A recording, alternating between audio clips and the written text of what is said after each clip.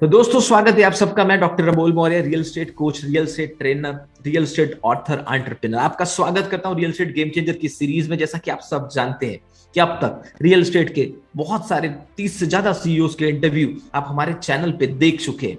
अब हम बात करने वाले हैं एक ऐसी शख्सियत से जिन्होंने कोलकाता में रियल एस्टेट की इंडस्ट्री में अपना बहुत अच्छा नाम बनाया है। हाँ दोस्तों, मैं आज आपको मिलाने वाला हूं एक ऐसी खास पर्सनालिटी से जिनका नाम है राकेश गुप्ता जी। राकेश गुप्ता जी सीईओ है Neelam's realtors and developers Kolkata से। पिछले 19 साल से ये रियल एस्टेट इंडस्ट्री में काम कर रहे हैं। बहुत सारे प्रोजेक्ट्स इन्होंने डिलीवर किए, जिसके कुछ प्रोमिनेंट प्रोजेक्ट्स के मैं आपको नाम बताना चाहता हूँ। DD215 New Town, Honest Homes, Grihastha housing, Vermilion. और इन्हें बहुत ही अच्छे अवार्ड से भी नवाजा गया है। Neelam realtor and developer is the winner of the prestigious 10th quality mark award 2021 for excellence in quality. तो ऐसे ये ग्रुप की कहानी, प्रैक्टिकल एक्सपीरियंसेस आज हम आपको बताने वाले हैं, जो आपको खुद बताएंगे इस ग्रुप के CEO mister Rakesh Gupta. Welcome Rakesh ji. नमस्कार, थैंक यू सो मच। नमस्कार नमस्कार। तो राकेश जी, चलिए शुरू करते हैं इस रियल एस्टेट गेम चेंजर की सीरीज को। जैसा कि आप जानते हैं और हमारी ऑडियंस भी जानते हैं कि बहुत सारे प्रैक्टिकल सवाल हम इसमें पूछते हैं, जिसके बहुत अच्छे आंसर्स उन्हें मिलते हैं। और मैं मेरी ऑडियंस को बताना चाहूंगा कि ये एक इंस्पायरिंग स्टोरी है आपके लिए रियल एस्टेट इंडस्ट्री की, जिसमें आप बहुत सारे रिसोर्सेज ना होते हुए भी कैसे ग्रो कर सकते हैं, वो आपको इस इंटरव्यू से सीखने मिलेगा। तो राकेश जी, सबसे पहला सवाल हमारी ऑडियंस ये जानना चाहती है कि एक रियल एस्टेट सीईओ की लाइफ स्टोरी कैसी चलती है। मतलब आपने क्या एजुकेशन किया, स्कूलिंग से लेके कॉलेज एजुकेशन तक, और आप कैसे रियल एस्टेट इंडस्ट्री में आए, वो जरा डिटेल में हमारी ऑडियंस को बताइए। मैं जब सेकेंड ईयर में पढ़ रहा था, तब से मुझे इच्छा था कुछ करूं, अपना फैमिली बैकग्राउंड ना लूं, अपने से कुछ करूं। तो बहुत देर सोचा, बिना इन्वेस्ट उस समय मैं चाहता था कि फैमिली से कुछ बैकअप ना लूं, कुछ पैसे ना लूं बिजनेस स्टार्ट या कुछ भी करने के लिए। तो हमने क्या किया, सो सीधा हिसाब लगाया कि बिना पैसे का यदि हम कोई धंधा कर सकते हैं, वो है रियल एस्टेट मार्केटिंग। हमने मार्केटिंग स्टार्ट किया पहले। फिर क्या बात है। हमने पूरा मार्केटिंग किया। करते करते करते बहुत एक्सपीरियंस समझा, कैसे बिल्डर लोग बना रहे हैं, क्या कर रहे हैं, क्या क्वालिटी दे रहे हैं। क्लाइंट से समझा, क्लाइंट क्या चाहते हैं। वो सब तो मार्केटिंग करते हुए बहुत ज़्यादा नॉलेज हो गया। उसके बाद हमने अपना खुद का प्रोजेक्ट उतारा। अच्छा। उसमें उतारा तो मैं उसमें अच्छी तरह से सक्सेसफुल रहा, क्योंकि मुझे मार्केटिंग एक्सपीरियंस था। कंस्ट्रक्शन का उस समय थोड़ा कम नॉलेज था, लेकिन फिर भी हमारे जो ग्रुप थे, हमें मैं जिनसे मिलता था, सब कोई रियल एस्टेट में थे, सब कोई डेवलपर थे। तो उन्होंने मैं उनसे पूछता था ये कैसे होगा, ये कहाँ से होगा। कुछ हमारे इंजीनियर फ्रेंड्स से, आर्किटेक्ट फ्रेंड्स से, तो उन लोग से मैंने काफ़ी नॉलेज लिया, प्लस उन लोग ने मुझे हेल्प किया। तो मेरा प्रोजेक्ट बहुत सक्सेसफुल रहा। उसके बाद मैंने एक दो करते करते काफ़ी बनाया। तो इस हिसाब से मैंने सबसे पहला फंडा दिया क्वालिटी को सबसे ज़्यादा इम्पोर्टेंट रखा। मैंने जब जब जो काम किया, उसका पिक्चर लिया, उसका वीडियो लेके रखा, हर एक प्रोजेक्ट का मैं क्या क्वालिटी दे रहा हूँ, किस ब्रांड को दे रहा हूँ। जब क्लाइंट मेरे पास आते थे, मैं वो सारे चीज उनको शो करता था। भैया हमने ये क्वालिटी दिया, अब मट्टी के अंदर हमने क्या दिया, वो तो कोई समझ नहीं पाएगा, क्लाइंट तो नहीं देख पा रहे ना। मैंने क्या रड दिया हूँ, क्या सरिया दिया हूँ, क्या सीमेंट दिया हूँ, वो तो क्लाइंट नहीं समझ पा रहे। बट मैंने उनको समझाया कि देखिए मैंने ये दिया हूँ, शायद आपको दूसरे बिल्डर ना समझा पाए, बट मेरे पास उस तरह से मैंने समझाया। क्लाइंट बहुत कन्विंस होते थे, और धीरे धीरे क्या वही क्लाइंट दूसरे को रेफरेंस देते थे, भाई आप राकेश गुप्ता के पास जाओ, Neelam's realtor builder end developer, उनसे प्रॉपर्टी किनो आंख बंद करके। यदि 100 रुपया बेसी मिले तो उनसे ही लो, क्यों, उनका क्वालिटी बहुत अच्छा है। बहुत बढ़िया। मैंने इस तरह से अपना फ्यूचर स्टार्ट किया। क्या बात है। तो दोस्तों मैं आपको ये बताना चाहूंगा, ये इंटरव्यू आगे जाके बहुत इंटरेस्टिंग होने वाला है। कोलकाता के लोग पहले ही वहां के सबसे बड़े ग्रुप का इंटरव्यू तो देख ही चुके हैं। श्राची ग्रुप का हम ऑलरेडी इंटरव्यू कवर कर चुके हैं, जो कितने सारे प्रोजेक्ट्स आज कोलकाता के आसपास 250 एकड़ की टाउनशिप भी कर रहे हैं। और अब हम कोलकाता की एक ऐसी स्टोरी आपके लिए लेकर आए जिन्होंने मार्केटिंग से शुरुआत की। बहुत सारे लोगों ने बहुत बार सवाल पूछा, कमेंट करके हमारे यूट्यूब चैनल पे लोग बोलते हैं कि सर बिना पैसे के बिल्डर कैसे बने। ये स्टोरी आपके लिए, स्टोरी को एंड तक सुनिए, इससे जुड़े रहिए, क्योंकि इन्होंने शुरुआत की थी बिना पैसे के मार्केटिंग के साथ। पहले देखा कि बिल्डर क्या दे रहे हैं, फिर देखा कि कस्टमर क्या चाहते हैं, और उसका एक तालमेल बिठाया कि जो बिल्डर दे रहे हो और जो कस्टमर चाहते हैं उसमें कभी कभी गैप होती है। उस गैप को आइडेंटिफाई किया, उसके हिसाब से अपने प्रोजेक्ट बनाने शुरू किए, और आज इन्हें construction and best construction quality के लिए अवार्ड भी मिला है। आगे बढ़ते हैं सर, मैं ये पूछना चाहूंगा नीलम्स ग्रुप के बारे में। जो भी लोगों को पता है वो तो गूगल पे जो इन्फॉर्मेशन है, पर हम जानना चाहते हैं कि नीलम ग्रुप कैसे शुरू हुआ, कौन से प्रोजेक्ट्स आपने किए, कितने प्रोजेक्ट्स कंप्लीट हो गए हैं, आगे क्या प्लानिंग है आपके ग्रुप का, वो सब हमें बताइए। ठीक है, मैं कंस्ट्रक्शन स्टार्ट किया लास्ट 7 to 8 ईयर से। ओके। ठीक है, उसके पहले मैं मार्केटिंग करता था, रियल एस्टेट मार्केट, बिना पैसे का। अच्छा। ठीक है, मैंने अपने मार्केटिंग लाइफ में मैंने घर रेंट भी दिया हूँ, घर को सेल भी किया हूँ। ऐसा नहीं है कि मैं सिर्फ सेल करता था, मैंने रेंट का भी काम किया हूँ, उसके बाद बहुत सेल मिला के मैं एक अच्छा अपना पोजीशन बनाया। वहाँ पे काफी मेहनत किया, सुबह से लेकर शाम तक, रात तक, कोई मैं मानता नहीं था समय, बिना खाए पिए अपने। मेरा फैमिली का बैकग्राउंड बहुत बढ़िया है, उनका रेस्टोरेंट है वगैरह सब है, बट मैं उनसे पैसा नहीं लिया, एक पैसा भी। मैं अपना काम स्टार्ट करते करते खूब मेहनत किया, खूब लगन लगाया, क्लाइंट को मतलब अच्छा सर्विस दिया, जिससे मुझे क्या है ना, एक समय के बाद मुझे कोई ऐड भी नहीं देना पड़ता था, सिर्फ रेफरेंस कि भैया इनके पास जाओ, इनका काम अच्छा है, इनसे आपको मिल जाएगा। वहां से करते करते मैंने देखा कि नहीं, मुझे और आगे बढ़ना है, तो मार्केटिंग में मैं उतना आगे नहीं बढ़ पाऊंगा। फिर हमने कंस्ट्रक्शन में माथा लगाया, वहां से काफी नॉलेज लिया। उसके बाद करते करते कुछ पूंजी थी, कुछ मैंने बाहर से भी लिया। ठीक है, मैंने हमारे नाम पे मतलब क्लाइंट लोग हमें हेल्प बहुत किए। ठीक है, उसके बाद हमने पहला प्रोजेक्ट बनाया मैंने, लेकिन मैं न्यू टाउन में ही करता हूँ, न्यू टाउन एक्शन एरिया 1 2 3 में ज्यादातर मेरा प्रोजेक्ट आती है। अच्छा। अच्छा। कोलकाता के जो न्यू प्लान सिटी है उसमें मेरा मैक्सिमम प्रोजेक्ट आती है। फिर मैंने जब काम ओके। स्टार्ट किया तो सबसे पहले मैंने इंपॉर्टेंट दिया क्वालिटी। जब ओके। मैं अपना बिल्डिंग बना रहा था तो मुझे एक, मैं नाम नहीं शेयर करूंगा, हमारे मित्र वो भी बिल्डर है, उन्होंने आके देखा तो बोला पाइलिंग में तुम इतना रुपया खर्चा कर दोगे तो फिर तुम हम्म। बचाओगे क्या? तो मैंने बोला सर, आपका पेट बड़ा है, मेरा पेट छोटा है, मैं छोटा कमाऊंगा लेकिन आस्ते से कमाऊंगा, लेकिन आदमी को जेन्युइन चीज दूंगा। क्योंकि जो इंसान प्रॉपर्टी खरीदता है, जो जॉब करते हैं, मैं इन्वेस्टर की बात नहीं कर रहा हूँ, जो जॉब करते हैं वो सारी अपनी जीवन की कमाई उस ईएमआई में देते रहते हैं सारे जीवन।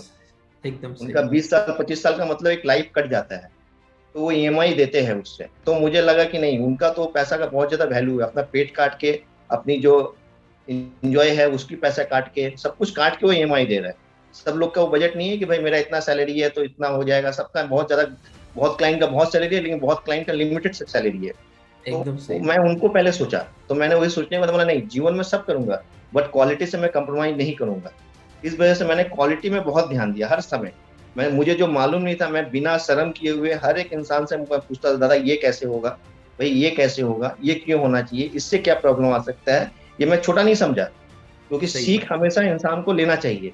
तो मैंने उन सारे लोगों से पूछा, बहुत जन बोलते थे क्या भाई, हमने हाँ मेरे को पूछना है, जरूरत है मेरे को। तो मैंने इस तरह से नॉलेज लिया, बस उससे मैंने अपना स्टार्ट किया। और आज के दिन में मैं रियल एस्टेट में, मेरी न्यू टाउन में काफी प्रोजेक्ट है, न्यू टाउन के बाहर भी मेरी प्रोजेक्ट है, मैं डेवलपमेंट का भी काम करता हूँ, मैं जॉइंट वेंचर भी करता हूँ। मिला जुला के सब पब्लिक के आशीर्वाद से, हर एक इंसान के आशीर्वाद से मैं आज अच्छी जगह पे हूँ। ओके ओके ओके, बहुत बहुत बहुत बढ़िया। और मैं मेरी ऑडियंस को ये बताना चाहूंगा कि ये इंटरव्यू क्यों स्पेशल है, समझिए। 20 साल की इनकी रियल एस्टेट की बिजनेस की जर्नी में पहले 10 से 12 साल इन्होंने मार्केटिंग की, एज एन एजेंट शुरू किया, फिर थोड़ा सा ग्रो किया, एज अ मार्केटिंग एजेंसी इन्होंने काम किया, फिर थोड़ा सा ग्रो किया, और साथ साथ में ये रेंटल का भी काम करते थे। इन्होंने कभी शर्म नहीं की कोई भी काम करने के लिए, ये सीखते गए। फिर जब ये कंस्ट्रक्शन में उतरे तो इन्होंने बहुत सारे बिल्डरों से बहुत सारे सवाल कर करके बहुत सारी इंफॉर्मेशन गैदर की, और फिर बिल्डर बने। घर से अच्छे होने के बावजूद घर के लोगों की कोई हेल्प नहीं ली, अपने पैसों से अपनी ऑर्गेनाइजेशन का निर्माण किया, वो भी बिना बड़ा कैपिटल इन्वेस्ट किए। इस बात को ध्यान रखे कि बिना बड़ा कैपिटल इन्वेस्ट किए, एक इनके अंदर जो जुनून था उस वजह से एक अच्छे बिल्डर बन पाए। चलिए आगे बढ़ते हैं। ये इंस्पिरेशन कहाँ से आया, ये आपको कौन इंस्पायर करता था, आपके मेंटर कौन थे, आपके कोच कौन थे, कौन थे वो जिन्होंने आपको इतना इंस्पायर किया ये सब करने के लिए, या किनको आप मानते थे? एक्चुअली हमारे एक मित्र है, मिस्टर प्रसन्न कुमार राय, वो मुझे पहले बोले भाई तुम मार्केटिंग का काम करो, वहां से तुमको पूंजी मिलेगा, तुम तुम्हारा जो जोश है। उसके बाद अच्छा। मैंने काफी दिन किया, फिर हमारी शादी हुई, फिर हमारी वाइफ ने मुझे बहुत इंप्रेशन किया कि हाँ भाई तुम ऐसे करो, ऐसे करो, हिम्मत मत हारो, टेंशन मत लो, सब हो जाएगा, आप सही हो। उस वजह से मैं आगे बढ़ता रहा। क्या बात, एक दोस्त और एक वाइफ, हर सफल इंसान के पीछे एक लेडी होती है, तो आपके पीछे आपकी वाइफ है, बहुत अच्छी बात है। आपके दोस्त ने आपको इंस्पायर किया, वो बहुत अच्छी बात है। थोड़ा आगे बढ़ते हैं, रियल एस्टेट की जर्नी को आगे बढ़ाते हैं। राकेश जी ये बताइए कि क्या लीडरशिप क्वालिटी आप इंप्लीमेंट करते हैं अपनी कंपनी में, या मैं उससे पहले चलो आपसे ये पूछता हूँ कि टोटल कितने लोग आपकी कंपनी में अभी जॉब कर रहे हैं, कितने लोग मार्केटिंग भी करते हैं एज अ चैनल पार्टनर, कितने वेंडर से आप मटेरियल लेते हैं और कितने लेबर आपके साइड पे काम करते हैं, ये पूरा डिटेल में हमें बताइए। देखिए, मार्केटिंग हमारी बहुत बड़ी टीम है, चेन सिस्टम है, अच्छा उसके हिसाब से होता है। हमारा एक बंदा है, अभी टोटली वो मार्केटिंग देखता है, मैं उसमें अच्छा, ज्यादा माथा नहीं लगाता हूँ। बहुत टोटली वो बढ़िया। बंदा देखता है। और ठीक है। मैं कंस्ट्रक्शन देखता हूँ। ठीक कंस्ट्रक्शन है। में क्या है, हमारे काफी वेंडर्स है, अच्छा। कॉन्ट्रैक्टर है। ठीक है। तो जो मैं क्या करता हूँ, मैं हर एक बिल्डर लोग का देखता हूँ, कौन उसका कॉन्ट्रैक्टर कौन बढ़िया काम कर रहा है। मैं घूमता हूँ अभी अच्छा। भी मार्केट में, हर जगह गली अच्छा। गली में घूमता हूँ, मैं अपने एरिया में मैं बिल्डिंग देखता रहता हूँ। मैं ओके। उसमें से पसंद करता हूँ कौन बढ़िया काम कर रहा है। हम लोग देखते थे, ओके। समझ में आया था ये बढ़िया काम कर रहा है, ये कौन जल्दी काम कर रहा है। फिर उस कॉन्ट्रैक्टर का पता लगाते हैं, उसका अच्छा। बैकग्राउंड का पता लगाते हैं कि भाई ये बीच में झुलाएगा तो नहीं। अच्छा। उसके बाद हम उसको बुलाते हैं, उसके बाद बोलते हैं भाई मेरा भी काम है, करोगे। वो तो हम्म। खुशी खुशी बोलता है यस सर करेंगे। तो फिर हम लोग उस तरह से हायर करते हैं, फिर पता करते हैं इलेक्ट्रिक का बेस्ट कॉन्ट्रैक्टर कौन है। फिर मैं उसी अच्छा। तरह से हम लोग पूछते हैं, पता करते हैं उसके बारे में, वो कितने लोगों के पास काम किया। ये बस आया, हाँ भैया मेरा ये है, कागज कलम दिखाया भाई ये काम, वो नहीं। मैं खुद देखता हूँ। मैं अभी भी मैं गली गली में घूमता हूँ अपने, घूम के हर एक चीज देख के समझ के मैं उन लोग को लेता हूँ। उस ओके। हिसाब से मैं अपने कॉन्ट्रैक्टर ये सब जितने भी है, मैं इसी तरह से मैं जुगाड़ किया हूँ, अभी भी करता हूँ। क्योंकि एक बहुत बढ़िया। कॉन्ट्रैक्टर से मेरा काम नहीं, मेरे काफी कॉन्ट्रैक्टर्स है, और एक कॉन्ट्रैक्टर में मैं डिपेंड कभी भी नहीं रहता हूँ कि भाई मैं तुम्हारा यही कॉन्ट्रैक्टर है तो इसी पे डिपेंड हूँ। मैं ओके। हमेशा कॉन्ट्रैक्टर अपने हाथ में 5 6 10 रखता ही हूँ। बहुत कि बढ़िया, वो बहुत अगला बढ़िया। बदमाशी कर रहा है या काम में डिले कर रहा है, कुछ ऐसा कुछ है, तो मैं उसे स्टॉप करके मैं दूसरे कॉन्ट्रैक्टर को लगा देता हूँ। चलिए बहुत बढ़िया। तो मुझे राकेश जी ये बताइए कि टोटल आपने अभी तक कितने, मतलब 8 साल में कितने प्रोजेक्ट्स और कितने फ्लैट या यूनिट बना चुके हैं आप अभी तक? मैं लगभग 25 बना चुका हूँ। 25 प्रोजेक्ट्स हो चुके हैं आपके? जी, उसमें क्या है, कुछ जॉइंट वेंचर भी है और डेवलपमेंट में, जैसे आपका लैंड है, आपका घर बनाना है, आपका मैं बराबर। सपनों का घर बना के दे दिया हूँ बहुत बढ़िया। बहुत, तो ऐसा अगर टोटल यूनिट बनाए, टोटल नंबर ऑफ यूनिट्स कितने फ्लैट्स हो गए या कितने हो गए, घर फ्लैट प्लॉट सब मिला के कितने यूनिट्स अभी तक हो गए? यूनिट्स तो काफी हो जाएंगे। यानी एक मतलब एवरेजन 500 से ज्यादा? नहीं, 500 से या- कम। अच्छा, 500 से तो कम। 400 500 के आसपास। आराम से आराम से आराम से। चलिए, तो 400 500 यूनिट्स आपने बनाए, एक इंस्पिरेशनल जर्नी आपने शुरू की। अभी आपका टीम साइज क्या है, कितने लोग आपके साथ काम कर रहे हैं फुल टाइम? मेरे साथ फुल टाइम 7 लोग हैं हमारे साथ। बहुत बढ़िया। तो हमारे 7 से 8 आपके पास लोग हैं। करीब करीब 40 50 वेंडर्स होंगे जो आपको मटेरियल सप्लाई करते हैं, बिल्कुल राइट? बिल्कुल और एक प्रोजेक्ट पे कम से कम 100 लेबर्स काम करते हैं जब एक 50 फ्लैट का भी प्रोजेक्ट चल रहा होता है। आराम से आराम तो से। यानी आपकी जर्नी में एक मार्केटिंग एजेंसी से शुरू, एक मार्केटिंग एजेंट से शुरू करके एजेंसी से लेकर रेंटल का काम करते करते आज आप 150 200 300 लोगों तक एम्प्लॉयमेंट पहुंचा है। बिल्कुल। बहुत, ये बहुत काबिले तारीफ है राकेश जी, क्योंकि आप इसे समझिए, हमारे भारत देश में रियल स्टेट एग्रीकल्चर के बाद ये एकमात्र ऐसा सेक्टर है जो इतना पावर रखता है कि एक एंटरप्रेन्योर 200 400 500 लोगों तक एम्प्लॉयमेंट जनरेट कर सकता है। तो उसके लिए मैं सबसे तो पहले बहुत बड़ा आपका धन्यवाद। और अब मैं ये पूछना चाहूंगा कि लीडरशिप स्ट्रेटेजी आपकी क्या रही, क्या लीडरशिप का मंत्र आपने यूज किया इतने दिनों से इस इंडस्ट्री में टिके रहने के लिए? तो क्या मैं लीडरशिप स्ट्रेटेजी पे आपने काम किया? मैं एकदम स्ट्रेट फॉरवर्ड बोलता हूँ, स्ट्रेट फॉरवर्ड काम करता हूँ, गलत चीज नहीं देखता हूँ, ये मेरा मेन है। ओके। आप एकदम स्ट्रेट बोलते हैं, गलत चीज पे ध्यान नहीं देते हैं, गलत चीज को टॉलरेट भी नहीं करते। और एक बहुत प्यारी लीडरशिप स्ट्रैटेजी आपने ये बताई थी कि आप खुद प्रोजेक्ट पे विजिट करके टॉप टीम को ढूंढ के लाते हैं, टॉप इलेक्ट्रीशियन को लाते हैं, टॉप प्लम्बर को लाते हैं, टॉप कंस्ट्रक्शन कंपनी को लाते हैं, और उनसे उनकी काम को देख कर फिर आप काम करवा के अच्छा क्वालिटी प्रोजेक्ट डिलीवर करते हैं। हाँ, मैं क्या है, मैं खुद वहां पे रहता हूँ, प्रेजेंट रहता हूँ। ऐसा नहीं है कि मैं अपने एम्प्लॉय को देख लिया भाई तुम जाके देख लो क्या हो रहा है क्या नहीं, वो नहीं। मैं खुद ओके। जाता हूँ, खुद समझता हूँ, सुबह शाम दोपहर जब जब टाइम मिलता है मैं उस साइड में जाता ही हूँ। रात को बहुत 1 बजे बढ़िया। भी जाता हूँ विजिट करने के लिए। क्या बात है, क्या बात है।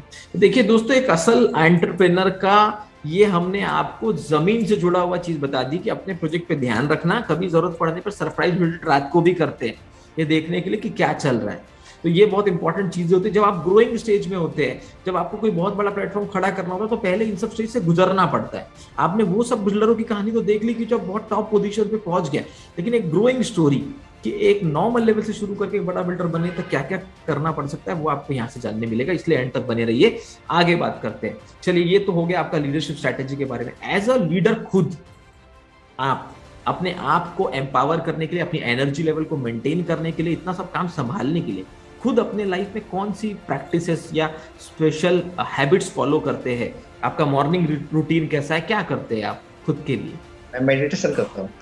क्या बात है, तो आप एक मेडिटेशन करते हैं, और कोई चीजें, वॉक, जिम, ये सब पे मॉर्निंग वॉक भी आप? जाता हूँ, सुबह सुबह। सुबह सुबह मॉर्निंग वॉक जाता हूँ, बट कुछ दिन से थोड़ा काम का प्रेशर है, मैं नहीं जा पा रहा हूँ और सुबह उठने में थोड़ा लेट हो जा रहा है। इस लेकिन वजह से मैं मेडिटेशन कुछ नहीं दिन भूलते आप? नहीं, वो मैं जब टाइम मिलता कर लेता हूँ। Very good. तो दोस्तों देखिए, कुछ ना कुछ तो फैक्टर आपको जरूर मिलेगा। एक लीडर, एक चैंपियन को जब आप स्टडी करेंगे तो आपको कुछ तो ऐसे मॉर्निंग रिचुअल्स मिलेंगे, चाहे वो मॉर्निंग वॉक हो, चाहे वो जिम हो, चाहे वो मेडिटेशन हो, कुछ तो वो फॉलो करते हैं खुद की एनर्जी लेवल को, अपने कूल और काम टेम्परामेंट को बनाए रखने के लिए। तो इतना अच्छा काम कर रहे हैं आप राकेश जी। मैं आपसे ये पूछना चाहूंगा कि आपकी टीम को इंस्पायर करने के लिए, टीम को मोटिवेट करने के लिए कैसे कर पाते हैं आप ये सब? देखिए सर, मैंने आपको पहले बताया, जो मैं टीम लाता हूँ बहुत चूजेबल टीम लाता हूँ, जो कॉन्ट्रैक्टर वगैरह को लाता हूँ, जो बात को समझे, काम जानते हैं, उनको लाता हूँ। तो उससे मुझे काम करने में बहुत सुविधा होता है, उनका काफी एक्सपीरियंस रहता है, उन्हें लाता हूँ। प्लस मैं जुगाड़, जिसको मतलब हर एक मटेरियल उनके काम स्टार्ट होने के पहले मैं अपने साइड में पहुंचा देता हूँ, जिससे उनको ये ना बोलना पड़े सर आपका ये मटेरियल नहीं था, इस वजह से मैं डिले किया। इससे मेरा काम बहुत स्मूथली और बहुत जल्दी होता है। बहुत बढ़िया, बहुत बढ़िया, बहुत बढ़िया। तो बहुत अच्छी चीज आपने बताई कि आप हायरिंग बहुत अच्छे से करते हैं, उन्हीं लोगों को चूज करते हैं जिनके पास एक्सपीरियंस हो, ताकि आपके ऊपर हेडेक कम रहे और आप प्रॉपरली डेलीगेट कर सको चीजों को और उसे संभाल सके। बहुत बढ़िया। आगे बढ़ते हैं सर, थोड़ा बताइए कि आप पे क्या इम्पैक्ट पड़ा इन सब चीजों का, क्योंकि रियल एस्टेट पे ना लॉस, रूल्स, रेगुलेशंस, इनका बहुत सारा फर्क पड़ता है। प्लस जैसे कोरोना जैसी ग्लोबल प्रॉब्लम आ गई, फिर नोटबंदी, फिर रेरा, फिर जीएसटी, इनसे आपने कैसे डील किया, कैसे हैंडल किया, थोड़ा ये सब बताइए। कोरोना के समय काफी नुकसान हुई, काफी मुझे पैक जाना पड़ा काम से। मैं बहुत कुछ मतलब जो प्लानिंग था वो फेल हो गया, बट फिर भी मैं अपना हिम्मत नहीं हारा। ठीक है।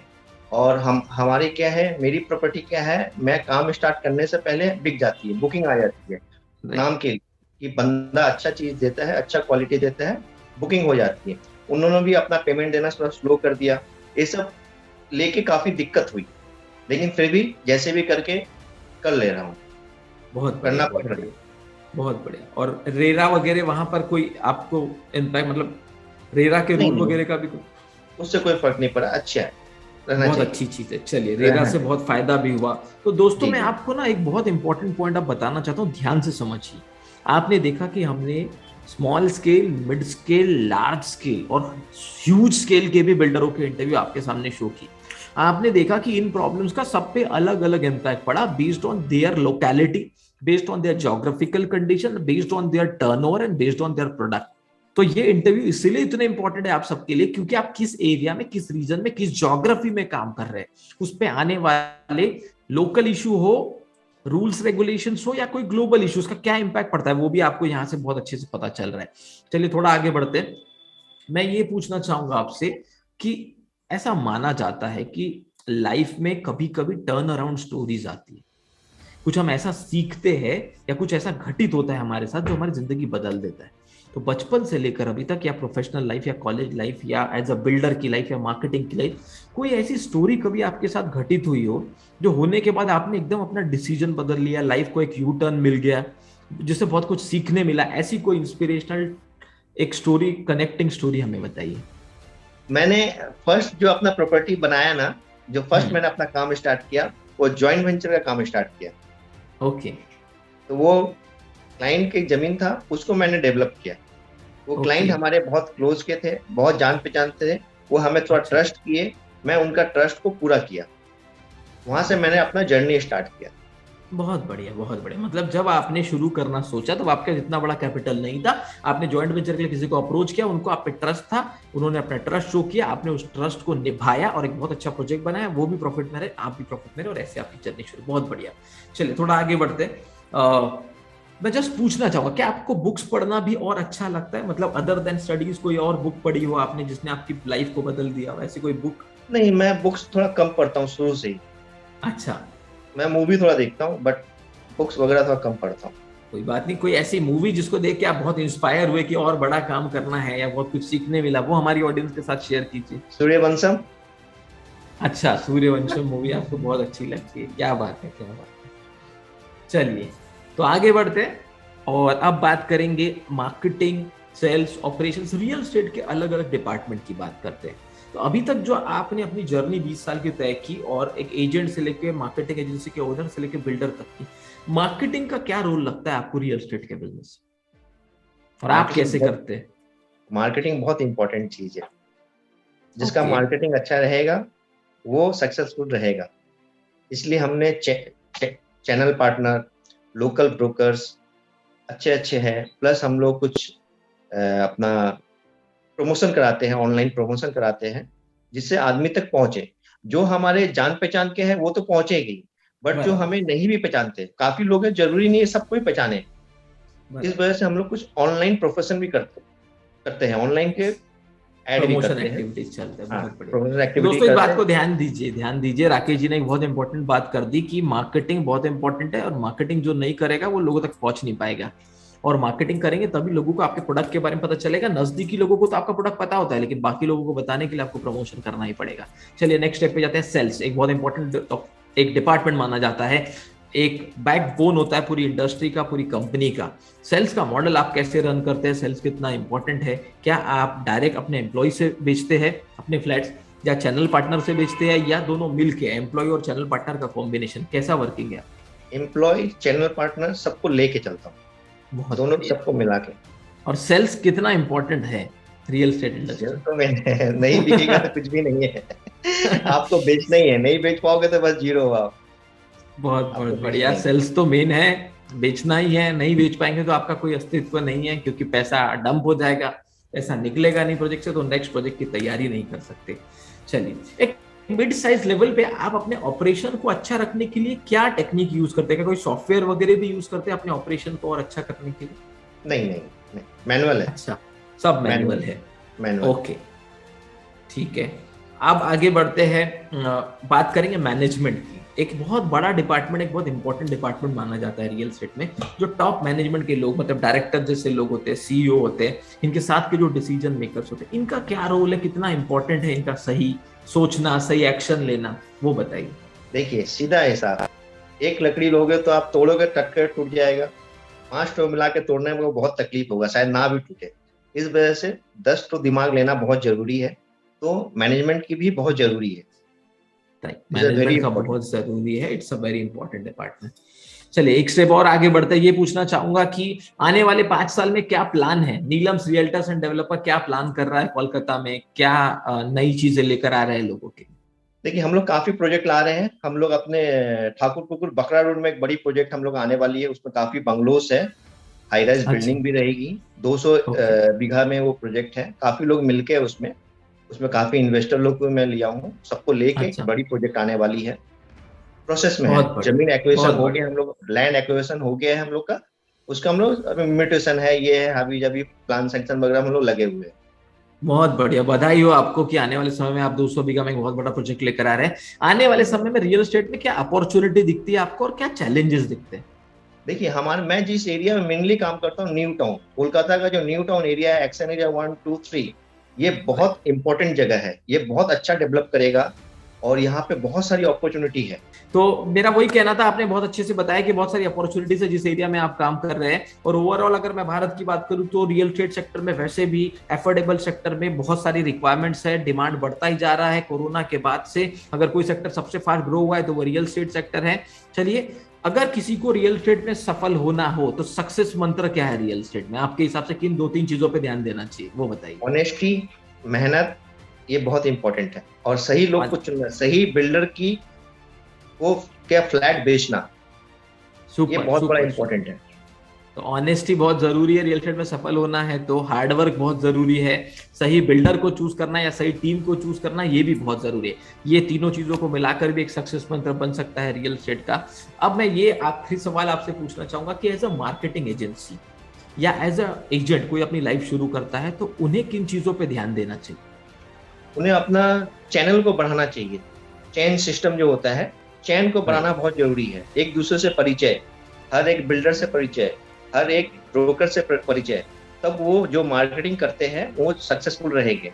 फिर वो अपना प्रमोशन, मेरे पास ये है, क्लाइंट तक पहुंचे, उसके लिए हर एक रास्ता निकाल। ऑनलाइन आदमी को बोलना, हर एक इंसान को बोलना, ऑनलाइन जैसे भी प्रमोशन हो, वो प्रमोशन पे ध्यान देना पड़ेगा उनको। तो वो मार्केटिंग एजेंट 100% सक्सेसफुल रहेगा वो। बहुत बढ़िया, बहुत बढ़िया। Thank you so much Rakesh ji इतनी सारी चीजें शेयर करने के लिए। आखिरी सवाल, जैसा कि ये रियल एस्टेट गेम चेंजर का मिशन है, हम लोग पूरे भारत में ये कोशिश कर रहे हैं कि आने वाले 10 साल में 1 लाख से ज्यादा रियल एस्टेट एंटरप्रेन्योर को हम ट्रेन कर सके, कोच कर सके, ताकि एक honest, hard working, transparent real estate entrepreneur का निर्माण हो सके। और आपके जैसे रियल एस्टेट सीईओ से प्रैक्टिकल इंफॉर्मेशन लेकर हम उन तक पहुंचाना चाहते हैं। यही है माध्यम, यही है जरिया जिसके लिए हमने रियल एस्टेट गेम चेंजर की सीरीज को शुरू किया है। तो मैं आपसे ये पूछना चाहूंगा कि एक डिपार्टमेंट ट्रेनिंग एंड कोचिंग, क्योंकि रियल एस्टेट में हमें ट्रेन लोग नहीं मिलते हैं, ट्रेनिंग एंड कोचिंग का क्या रोल हो सकता है रियल एस्टेट की इंडस्ट्री में। और हम एक भारत की एकमात्र ऐसी कंपनी है जो builder, developer, marketing agency, agent सबके लिए अलग अलग लेवल के रियल एस्टेट के एक्सक्लूसिव कोर्सेस लेते हैं। तो कोचिंग और ट्रेनिंग के साथ साथ हम खुद की 15 साल से रियल एस्टेट की कंपनीज भी चला रहे हैं, तो प्रैक्टिकल एक्सपीरियंस के भरोसे हम लोग ये सब कर रहे हैं। आपको क्या लगता है आने वाले समय में ट्रेनिंग एंड कोचिंग का रियल एस्टेट में क्या रोल है? बहुत बड़ा रोल है। देखिए, हमें तो कोई समझाने वाला नहीं था, लेकिन किसी और को यदि समझाने वाला मिल जाए तो बहुत बड़ी इंपॉर्टेंट है। यदि हम लोग ABCD नहीं लिखेंगे तो पूरा स्पेलिंग कैसे लिखेंगे, पूरा वर्ड कैसे लिखेंगे। तो यदि हम मेरा कोई वेस्ट मेरे को ट्रेंड कर देता है तो ये बहुत ज़्यादा इंपॉर्टेंट रहेगा। हर एक चीज़ के बारे में नॉलेज दे देगा उनको, मार्केटिंग कैसे किया जाता है, भैया बिल्डिंग कैसे बनाया जाता है, हर एक क्षेत्र, रियल एस्टेट क्षेत्र में यदि आप जैसे लोग मिले उन्हें जो नए हैं, उनके लिए काफ़ी फायदेमंद रहेगा ये चीज़। 100% वो सक्सेसफुल रहेगा। Thank you so much Rakesh ji. और दोस्तों, हम आपको बताना चाहते हैं कि रियल एस्टेट गेम चेंजर एक ऐसा ट्रेनिंग सिस्टम है जो आपके स्टाफ को ट्रेन करने से लेकर कंपनी में सिस्टम बनाने तक, आपके टर्नओवर को बढ़ाने से लेकर कंपनी के ओवरऑल स्ट्रक्चर को रिफ्रेम करने तक आपको तैयार करता है। एक बहुत बड़ा रियल एस्टेट कंपनी खड़ी करने में, जीरो से लेकर IPO तक ले जाने तक के लिए आपको हेल्प करते हैं रियल एस्टेट गेम चेंजर्स के थ्रू। और इसीलिए हम ये किताब लेकर आ रहे हैं कि जिसे पढ़कर भी आप 20 से 50% तक का अपना बिजनेस अपने सिटी में, अपने शहर में, अपने स्टेट में ग्रो कर सकते हैं। तो जुड़े रहिए हमारे साथ। बहुत जल्दी ये किताब आने वाली जो मार्केट में आपको मिलेगी, आप इसे पढ़ सकते हैं। आप चाहे तो हमारी ट्रेनिंग और वर्कशॉप्स भी अटेंड कर सकते हैं। और मैं तहे दिल से धन्यवाद देना चाहूंगा राकेश गुप्ता जी का, नीलम रियल्टर्स एंड डेवलपर्स के एंटायर टीम का, हमारे टीम मेंबर्स का, कितना अच्छा इंटरव्यू वो शेड्यूल कर पाए। आप तक हम प्रैक्टिकल इंफॉर्मेशन एक मिड सेगमेंट के बिल्डर की, जिन्होंने अपनी जर्नी शुरू की थी जीरो इन्वेस्टमेंट के साथ एज एन एजेंट, फिर मार्केटिंग एजेंसी, फिर रेंटल के काम करते करते एक बिल्डर बने और आज एक सक्सेसफुल बिल्डर है। Thank you so much Rakesh ji, आपकी पूरी टीम का बहुत बहुत धन्यवाद। आपसे कोई आखिरी शब्द अगर आप कुछ कहना चाहें? Honesty is main. Honesty is the main policy. Thank you so much, thank you so much.